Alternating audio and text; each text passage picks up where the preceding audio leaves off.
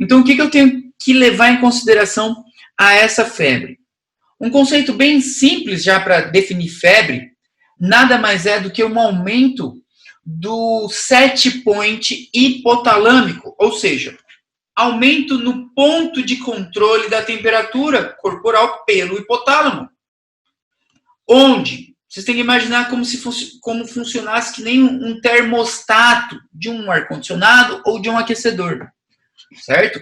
Eu sei que a temperatura normal, vamos supor, o teu hipotálamo entende que tua temperatura normal, vamos supor que seja 36,8, tá? 36,8. E aí o teu corpo vai fazer o possível com mecanismos produtores de calor ou dissipadores de calor para manter essa temperatura em 36,8, certo? Quando que você vai ter febre? Quando, através de alguns pirógenos, sejam esses exógenos ou endógenos, eles elevarem esse ponto de regulação do hipotálamo. Então, esses pirógenos vão erguer essa regulação de, por exemplo, estou citando um exemplo, 36,8, vamos supor que devido à ação dessas bactérias, etc., a gente ergueu essa regulação para 38. Então, o que o teu organismo entende? Que ele precisa chegar no 38. E aí ele faz de tudo, né? Vários mecanismos que a gente vai ver hoje para conservar e produzir mais calor. E aí o final da história é que você vai ter febre. Vai ter febre. Outro ponto importante, além de entender a definição da febre. A febre em si, gente, vocês têm que tomar cuidado para não escorregar no negocinho do signo e síntoma. Se o teu paciente falar para vocês, doutora, não sei o que, não sei o que, não sei o que, e eu tive febre também. A primeira pergunta que você tem que fazer para esse paciente é: febre de quanto você teve? Entenderam? Por quê? Se ele virar para vocês e falarem assim, eu não sei, eu só sei que eu tô quente, doutora. Tô com febre, minha vizinha falou. Então, pera lá, não tem febre. Tem uma sensação febril, tá? Isso daí o pessoal erra bastante. Então, sensação febril é quando eu não medi essa febre. Eu não tenho um número, tá? Então, eu vou pôr sensação febril quando não tiver um número. Quando o meu paciente falar, doutor, eu tive febre, e você perguntar assim, febre de quanto, moço? E ele vai te falar assim, eu tive febre de 38,5. Coloquei o termômetro lá e deu 38,5. Opa! Então, esse paciente teve febre. Então, eu tenho que pôr no meu AEA. Paciente relata quadro de febre de 38,5 graus. Se ele não mediu, eu tenho que pôr lá. Paciente relata quadro de sensação febril. E eu não posso errar, como várias pessoas erram, escreve assim. Paciente relata um quadro de sensação febril de 38,5. Ué, como assim? Que loucura é essa? Então, é uma sensação febril com valor? Tá errado, entendeu? Eu errei. Febre vai ter o valor. Sensação febril, ele só relatou que tá quente, tá? Então, isso daí também é importante. Nessa regulação hipotalâmica da temperatura corporal, a gente tem algumas variações diárias. Todos os livros trazem isso, tá? Todos eles explicam isso. Que durante as primeiras horas da manhã, se vocês estão na casa de vocês dormindo, deitadinha de boa lá, um metabolismo lento, você tem uma tendência a ter uma temperatura mais baixa mesmo. Então, o hipotálamo está regulado em associação com o ritmo circadiano, ou seja, das horas do dia. Então, nas primeiras horas da manhã, a temperatura corporal é mais baixa. E no final da tarde, a temperatura corporal é mais alta. É normal isso, tá? E os livros trazem, o Harrison traz, o Argenti traz, 36 graus ao amanhecer e 37,5 ao entardecer, no final da tarde, tá? E tem algumas patologias que manifestam febre na fase inicial da manhã, certo? Tem uma tuberculose miliar que a temperatura do paciente está elevada no começo do dia, certo? Tem alguns casos de afetação tiroideia que também tá alterado no começo do dia. Então, tu pega lá teu paciente, logo nas primeiras horas da manhã ele manifesta febre, eu vou pensar nesse tipo de patologia, tá? Então, é importante esse ritmo circadiano, saber o horário, porque também no AEA de vocês, quando vocês forem falar de febre, vocês têm que adicionar essa informação assim, ó. Paciente relata um quadro de febre de 38 graus, sem predileção de horário. Quer dizer que a febre não tem um horário definido, ela vem em qualquer momento do dia, sem predileção de horário. Ou, dependendo da situação, vocês teriam que escrever assim: paciente relata um quadro de febre de 39 graus, com predileção matinal, ou seja, ela aparece no começo do dia, no restante do dia ela vai sumindo, por exemplo, ou diminuindo, que seja, tá? Então, isso complementa também no AEA, na elaboração da febre, tá? Falar se tem predileção de horário ou não, tá? Outra coisa, vamos lá, continuando. Então, febre matinal, eu já entendi que é uma temperatura acima de 37,2, eu já posso considerar como febre matinal. Nada mais é do que uma febrícula, tá? E a febre vespertina, aquela no final do dia, acima de 37,7, tá? Um termo muito importante que confunde muito o pessoal é esse aqui, gente, ó. Febrícula. A febrícula, gente, vocês vão considerar toda a temperatura de uma forma geral, para vocês entenderem e não errarem nunca. Joga tudo que for acima de 37,2. Ou seja, de 37,3 até 37,9, vocês jogam como febrícula. Então, eu vou repetir. De 37,3, independente se tiver de manhã, de tarde, etc., taca como febrícula. Até 37,9 vocês vão pôr como febrícula. E aí não tem erro. Não tem erro. E febre em si, vocês vão pôr acima de 38. E aí não tem o que discutir mais. Então, vou repetir para vocês. A febre em si, vocês vão pôr de 38 para cima.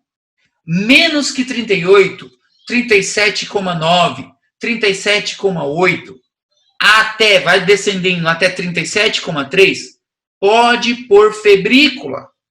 Põe febrícula, tá? Não tem dúvida quanto a isso. Porque senão vocês só vão ficar fazendo confusão na cabeça de vocês, tá? Então, conceito de febre acima de 38. Conceito de febrícula, 37,3 a 37,9. Outro conceito que é essencial para vocês, gente.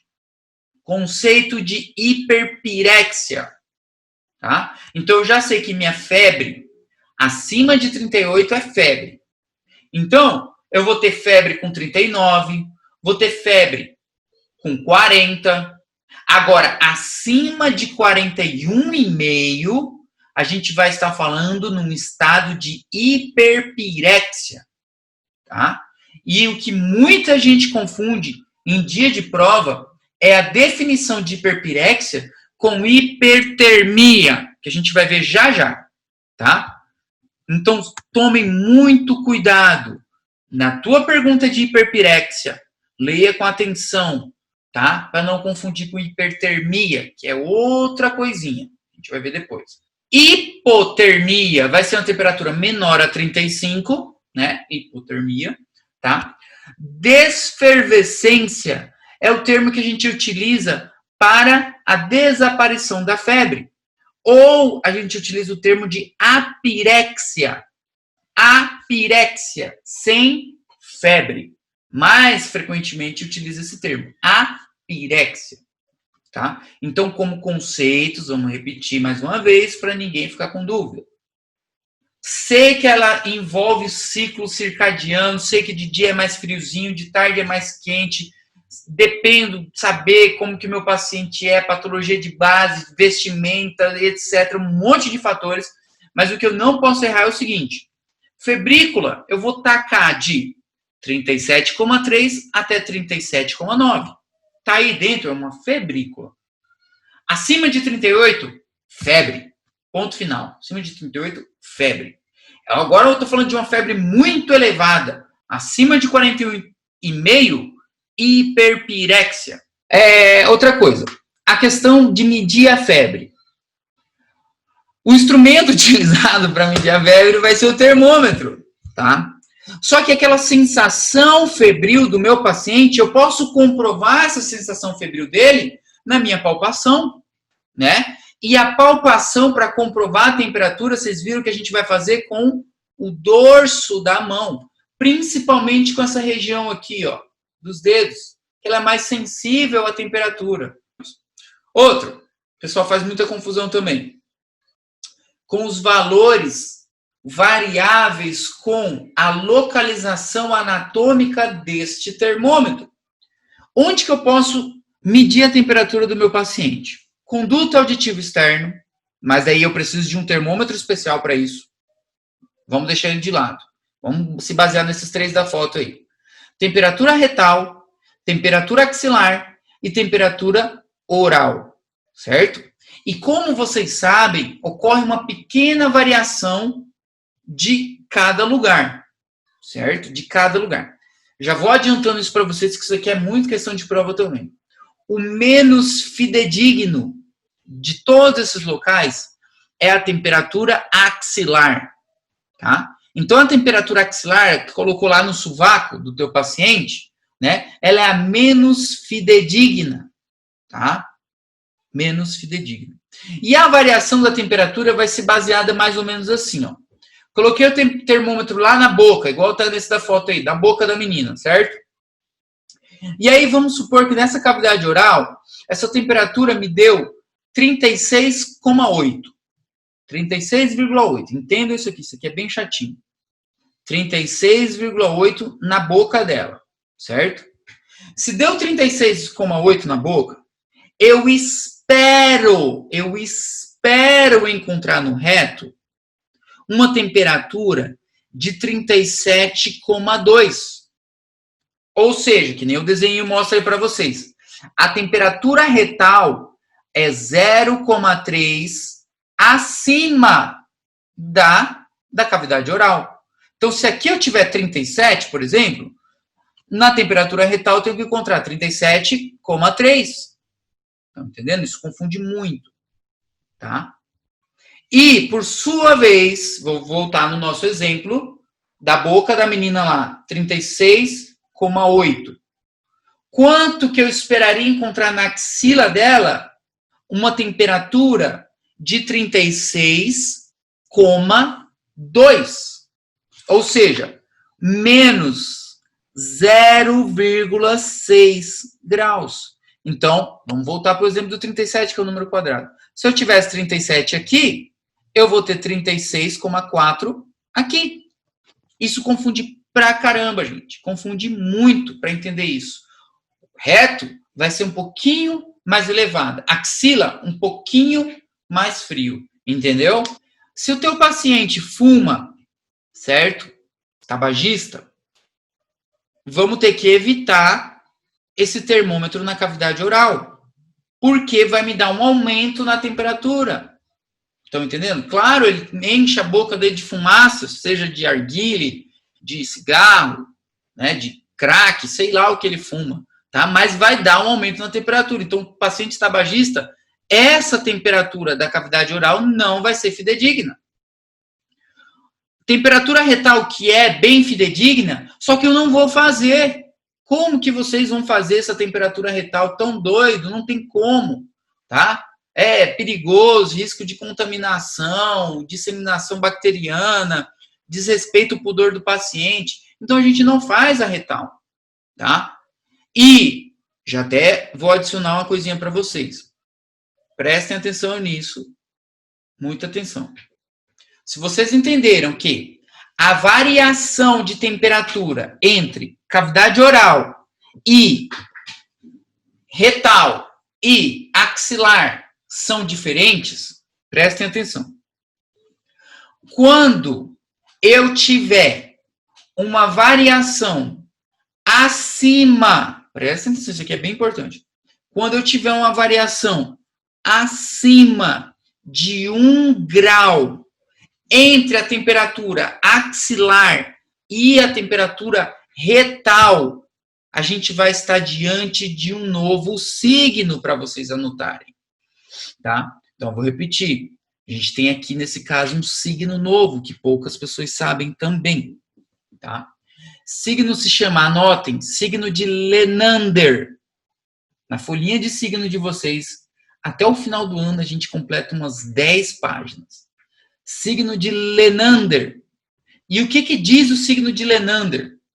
O signo de Lenander é uma dissociação axilo-retal acima de 1 grau. Ou seja, a diferença entre a temperatura da axila para a retal está a mais de 1 grau. Isso acontece em paciente com apendicites, por exemplo. Tá? Signo de Lenander. Beleza? Entendemos? Variação de temperatura, qual é o mais fidedigno, menos fidedigno, muda de um lado, muda para o outro, febrícula, febre, hiperpirexia, tá? São termos que vão se repetir. Vamos continuar. Aqui é a fisiopatologia da febre, não vou passar para vocês, até porque é aula de repasso. Hipertermia. Isso aqui o pessoal erra muito, porque confunde com hiperpirexia. Já saibam disso. Já escrevam aí do lado. Escreve do lado de hipertermia assim, ó. Não hipotálamo. No hipotálamo. Ou seja, não tenho atuação do hipotálamo.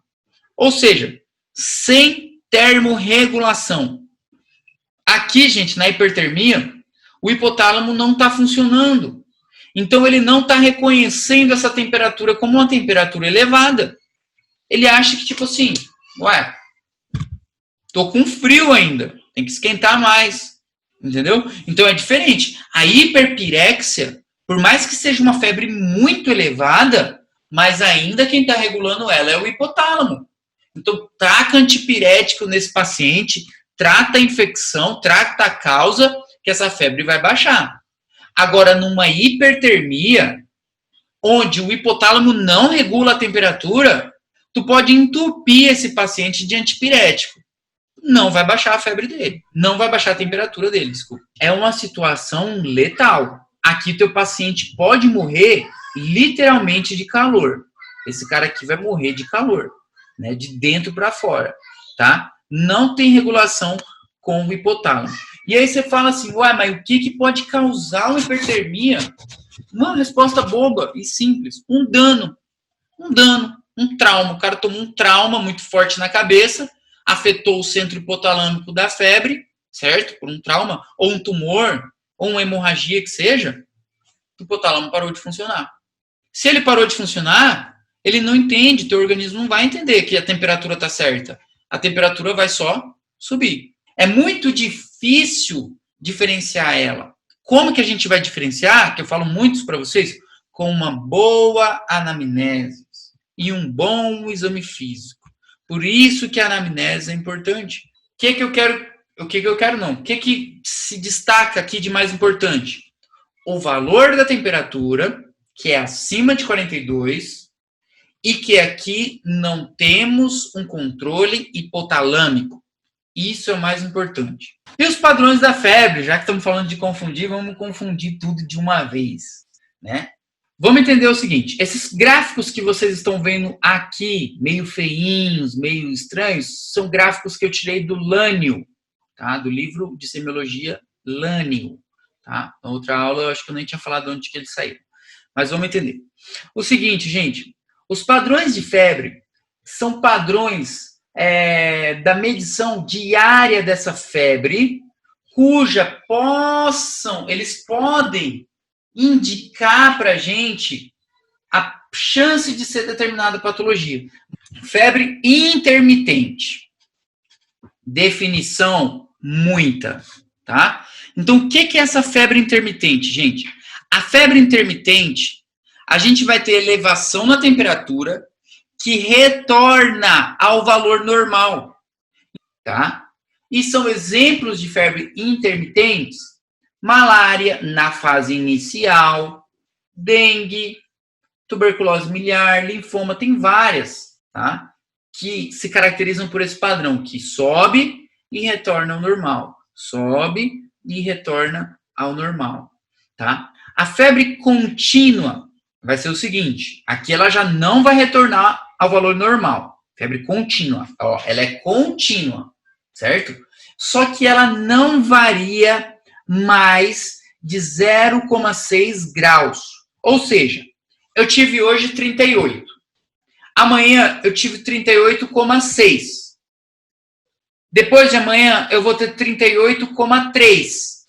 Depois 38,9. Então eu sempre vou estar dentro dos 0,6 graus. Então a minha febre é contínua. E não retornou em nenhum momento para a temperatura normal. Febre contínua, tá? Febre contínua. Outro, febre remitente. Na febre remitente, ela seria basicamente uma contínua, só que agora a variação dela é muito maior que 0,6. Então, no dia eu posso ter 38, no outro eu posso ter 40, no outro eu posso ter 39, no outro eu posso ter 38 de novo, estão entendendo? Então, febre periódica, não preciso nem explicar, né? Se apresenta em períodos. Agora, a febre recorrente precisa. Porque a febre recorrente pode confundir muito vocês. Então, prestem atenção nessa frase bem aqui, ó. Pode ter um padrão intermitente, contínuo ou remitente. O que isso quer dizer e o que isso pode confundir vocês? A febre recorrente, ela é assim, ó. Eu vou ter febre, certo? Eu vou ter febre, presta atenção, isso aqui é a mais chata de entender. Eu tive febre hoje, e aí eu passei 2 dias sem febre. E aí, depois de amanhã, sei lá, no domingo, voltou a minha febre de novo. E passei mais 2 dias sem febre. E aí voltou a febre de novo, tá? Então, esse intervalo, ou seja, essa febre que reaparece depois de 1 ou mais dias, a gente vai julgar como uma febre recorrente. E agora vem o que confunde vocês. Ela pode ter um padrão intermitente, que é o caso, por exemplo, da malária. Ela pode desaparecer por alguns dias, só que quando ela aparecer, ela vai ter esse padrão aqui, a intermitente. Só para confundir vocês que isso serve, tá bom? Essa febre aqui de Peu-Ebstein, ela aparece no linfoma de Hodgkin. Tá? Esse gráfico aqui é muito bom, ó. Prestem atenção, tá? Vocês têm que olhar com calma os gráficos para entender. 38, ó, 38,5, 38, 38,5, 37,9 mais ou menos, 38,5, 38. Estão vendo isso daqui? Em que momento esse cara aqui, ó, não teve febre? Em nenhum momento. Ele teve febre por todo o tempo. E em cada dia a variação foi muito curta. Estão vendo como que é que vê o gráfico certinho? Então a gente está diante de uma febre contínua. E se esse gráfico aqui de vocês fosse assim, ó, 38,5, 39, 39,5, 40, a gente ia chamar essa febre de contínua em escaleira, porque ela ia subindo. A remitente, vamos ver. Ó, tava com 36 e pouquinho, né? Temperatura normal. E aí, do nada, 39. Do nada, 40 como alguma coisinha. 38. 39. 39, 38,5. 39,5. Estão vendo? Em nenhum momento voltou ao normal. Só que aqui agora a minha variação não foi curtinha. Não foi de meio grau. Aqui foi de muito, ó. Teve até de mais de 1 grau às vezes. Tá? Então é uma febre remitente. Intermitente ou séptica. né? É aquela, ó, eu tive lá 38, mas aqui 36. Depois ela subiu para 39, mas aqui 36,5. Tá entendendo? Ela voltou ao normal. Pelo menos uma vez no dia. Tá aí, ó. Intermitente ou séptica. E a recorrente, que eu falei para vocês que tem toda aquela variação de padrão, né? Pode ter recorrente com padrão intermitente, recorrente com padrão contínuo, né? Já dificulta. O que a gente tem? Febre 40 graus, e aí eu tive 2 dias sem febre. Febre de novo, né? Eu tenho esse intervalo de apirexia, tá? Tenho esse intervalo. Saibam a definição dessas febres, desses padrões de febre. E esses são os gráficos do Argente, tá? Olha lá. Sobe, intervalo, né?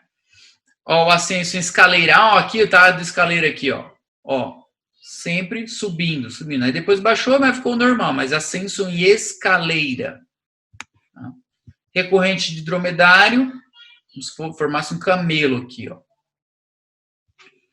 Intermitente volta ao valor normal e a remitente não volta ao valor normal com variações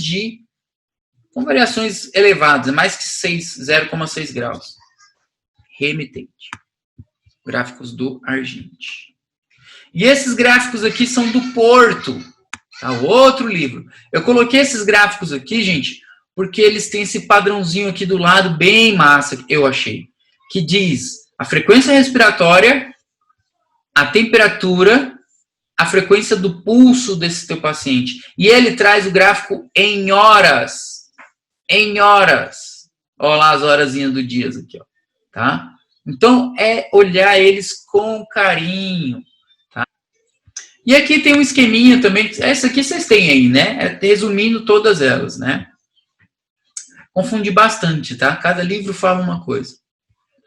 E estamos terminando já. Semiologia da febre, né? Tudo que a gente já falou.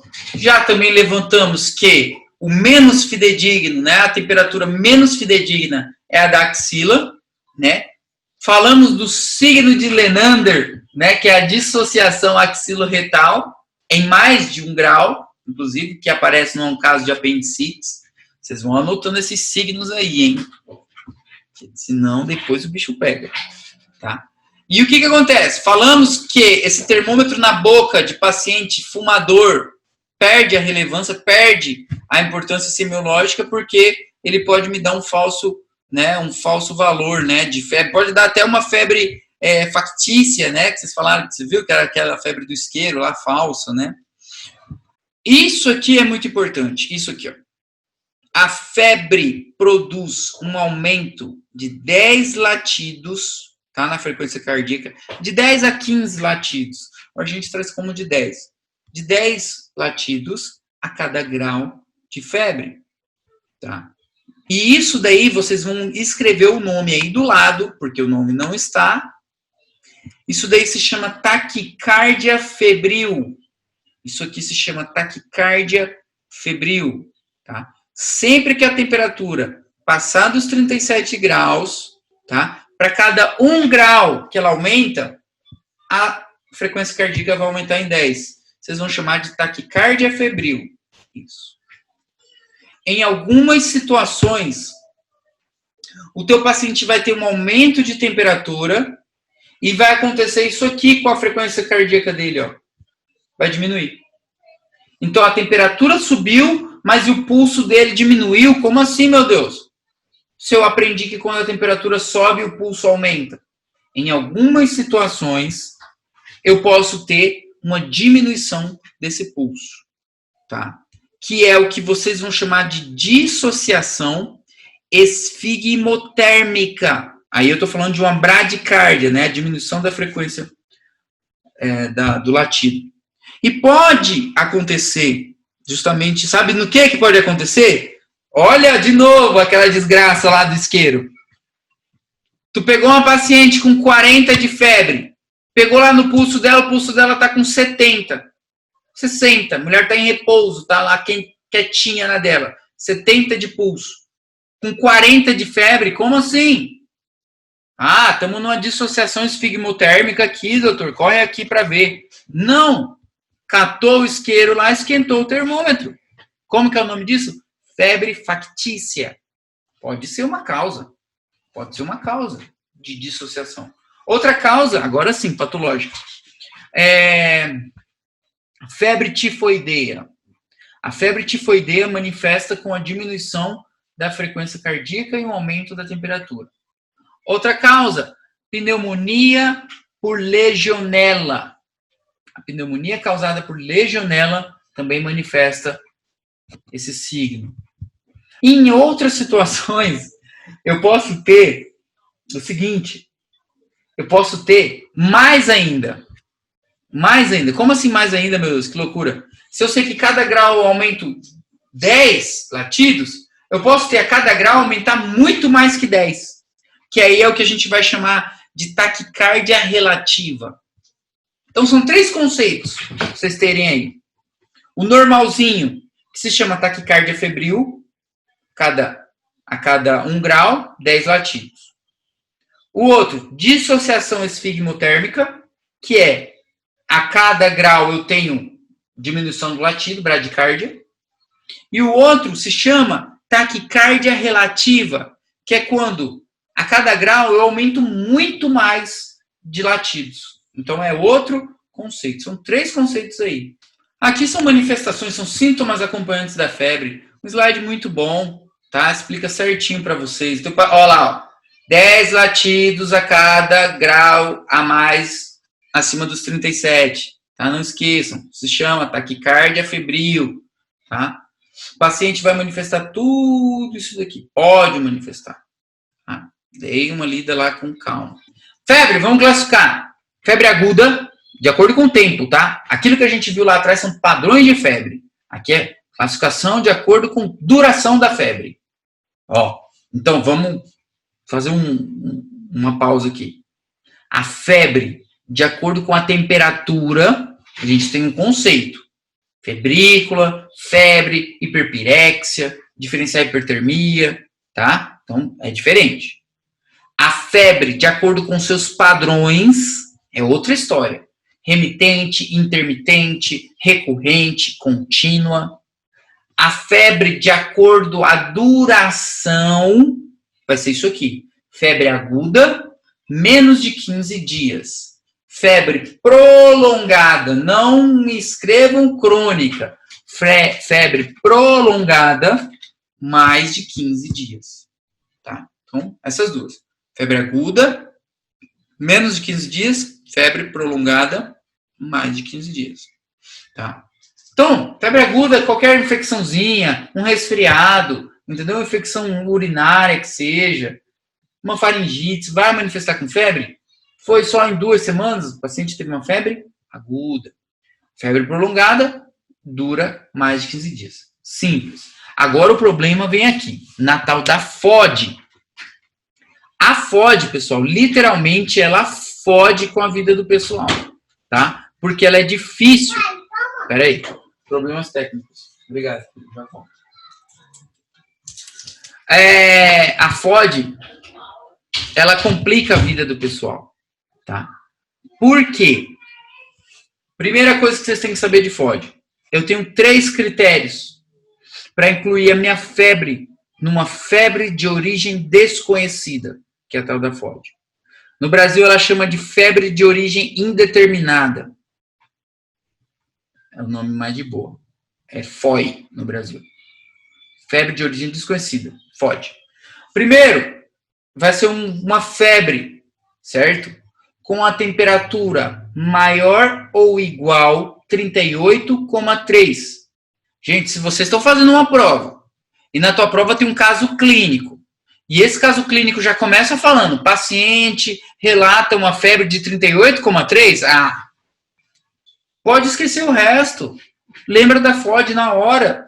Se não lembrar da FOD, é você que se fode na prova depois, tá? Então, às vezes está ali o tempo todo na tua frente e você não vê, tá? Então, primeiro critério para FOD, temperatura igual ou maior 38,3. Menos que isso, eu não vou falar que é FOD. Menos que isso, eu só não sei a causa ainda, mas vou descobrir. Tem que ser igual ou mais de 38,3. Beleza? Segundo parâmetro para FOD, ela tem que durar pelo menos 21 dias. 21 dias. Ah, mas você falou aqui em cima que mais que 15 dias é febre prolongada? Beleza. Mas aqui eu já meti o valor no meio, 38,3. Aqui a gente falou, pode ser só 38 ali. Tá? Então, 21 dias é o famoso 3 semanas, tá? 38,3. E o último quesito vai ser o seguinte, e é o mais importante, inclusive. Nesse período de 21 dias, com essa temperatura, citaram inúmeros exames para esse paciente e ninguém sabe a causa até hoje. No que a gente vai enquadrar esse paciente? Num quadro de febre de origem desconhecida. Para ficar chique, para não falar que não sabe a causa. Tô brincando. É porque não tem como saber mesmo. É dificílimo. E é muito difícil acertar o diagnóstico dela. Porque se vocês forem ver no livro, tem uma tabela gigantesca de patologias que cursam com FOD. Tá? E agora, a partir de hoje, depois que vocês estão vendo esse tal da febre de origem desconhecida, sempre que vocês estiverem lendo patologia reumatológica, patologia de colágeno, neoplasia, patologia autoimune, entendeu? Sempre vai estar escrito lá do lado. Se relaciona com a febre de origem desconhecida. Se relaciona com febre de origem desconhecida. E uma mais frequente, que vocês nem imaginam, que está muito no nosso meio, tuberculose. Que patologia que eu tenho que pensar para eu pensar na FOD? Vamos lá. Tuberculose, tá? Que é do meio do convívio, né? Então, tu tá lá, um paciente, 38,3, 21 dias.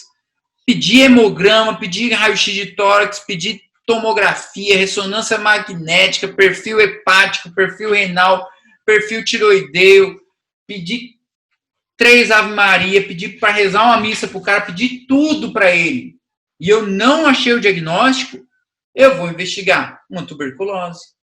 Posso investigar. Aí eu vou pedir exames mais restritos para tuberculose. Estão entendendo? Eu tenho que investigar, sabe o quê? Já que estou falando de patologia infecciosa, malária. Dependendo de onde que esse cara veio. Então, por isso que é importante a procedência. Na boa anamnese. Aí o cara tinha lata que veio lá do Pará. Veio fazer medicina aí no Paraguai. Veio do Pará, do Amazonas, do Acre, da África, onde tem malária. Então, vou solicitar exames que me encaminham para essa malária. Por isso que é sempre boa uma boa anamnese. Outra patologia. Vamos suspeitar de neoplasias. Câncer tem relação com FOD. Que câncer?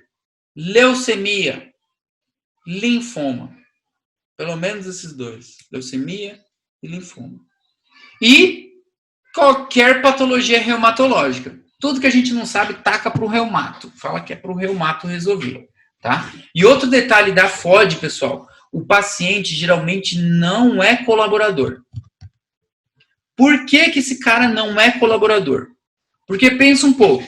Olhem nesse raciocínio. Dentro dos critérios. O cara está doente. Faz 3 semanas que o cara está doente, com febre. Certo? Beleza? Com febre faz 3 semanas. Ninguém sabe a causa da doença dele. Ele tá lá, vários médicos vêm lá com ele, vem estudante de medicina, vem interno, vem um monte de gente, cada dia um cara fala que é uma coisa. O cara vai ficando bravo. O familiar vai ficando chateado. Então esse paciente tem uma tendência a não ser colaborador. E o pior ainda, com esse terceiro quesito aqui, ó. Não se pode chegar a um diagnóstico depois de várias tentativas de avaliação. Ou seja, às vezes o médico fez esse cara gastar um monte, então fez o cara gastar com hemograma, aí foi aumentando o raio-x, aí foi aumentando tomografia, ressonância magnética, ecografia, ultrassonografia, metendo exame, vamos fazer aí marcador tumoral, vai fazer o cara gastar um monte de dinheiro e ele vira para você, o que eu tenho, doutor? Olha, não sei o que o senhor tem, não. Então, esse paciente ele tem uma tendência a se tornar pouco colaborador. Também é difícil essa desgraça da FOD aí, tá?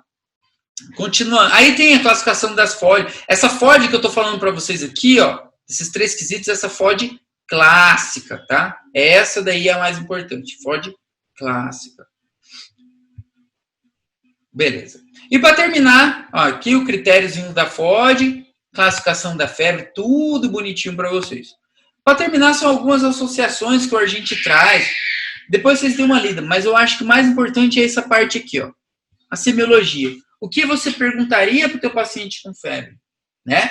A duração dessa febre, né? Porque eu preciso fazer um quadro de evolução de tantos dias, né? De 7 dias de evolução com febre, certo? E essa febre, já expliquei para vocês no começo da aula.